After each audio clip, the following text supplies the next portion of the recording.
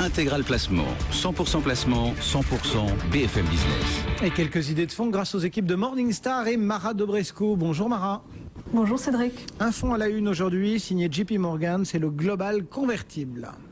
Oui, justement, donc c'est un fonds d'obligations convertibles investi à l'international mais couvert du risque de change. Un fonds proposé par JP Morgan qui est l'un des plus grands asset managers au niveau mondial avec plus de 1000 milliards d'actifs sous gestion. Bon, on rentre dans le détail d'abord avec un petit mot sur le gérant ou la gérante.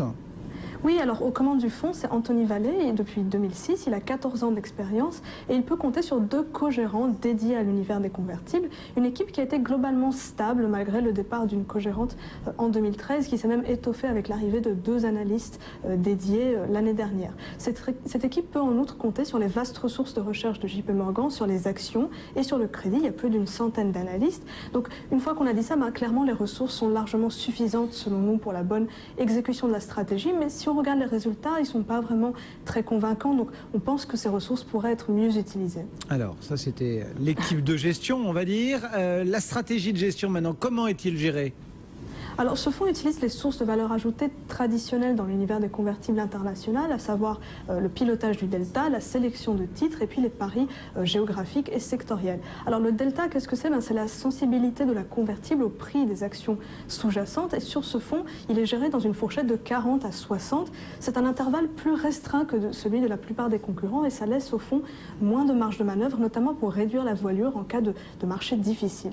Un deuxième point un peu différenciant par rapport aux concurrents, c'est que le fonds ne fait pas d'utilisation de synthétique maison. Ce sont des stratégies qui utilisent une obligation et puis une option sur l'action sous-jacente pour reconstituer en quelque sorte une convertible. Ce sont souvent des stratégies utilisées pour compenser au manque de liquidité ou à la cherté des convertibles traditionnels. Mais l'équipe ici doit quand même veiller au maintien de la liquidité puisqu'ils ont plus de 5 milliards d'euros d'actifs sous gestion en convertible international et ça les a poussés à diversifier leurs paris sur plus d'émetteurs qu'auparavant. Le nombre de lignes a presque doublé de 2012 à 2013. Donc clairement, cela oblige en plus l'équipe à suivre plus d'émetteurs que par le passé.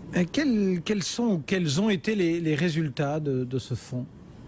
Eh bien justement, comme on le disait en introduction, ils n'ont pas été très convaincants depuis la prise de fonction d'Anthony Vallée en 2006 et jusqu'à fin 2013. La performance annualisée du fonds ressort à 2,7% contre 2,9% pour la catégorie, tandis que le fonds a été nettement plus volatile.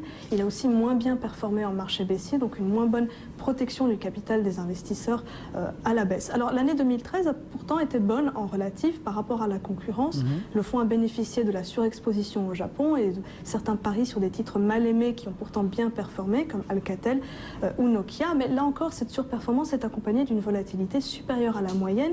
Donc ce n'est pas encore suffisant pour rendre les performances ajustées du risque sur le long terme attractives. Et du coup, si on fait la synthèse, ça nous donne quelle note, Mara ? Voilà, alors en résumé, nous avons un processus de gestion qui est moins flexible que d'autres, des résultats ajustés du risque qui ont été plutôt médiocres sur longue période. Enfin, le fonds est plus cher que la concurrence qui ne milite pas non plus en sa faveur. Donc en résumé, nous sommes réservés sur le potentiel de ce fonds. Nous lui avons octroyé la note des analystes Morningstar négative. Bon, et ben voilà, une note plutôt dans le bas de la fourchette pour ce fonds signé JP Morgan. Merci.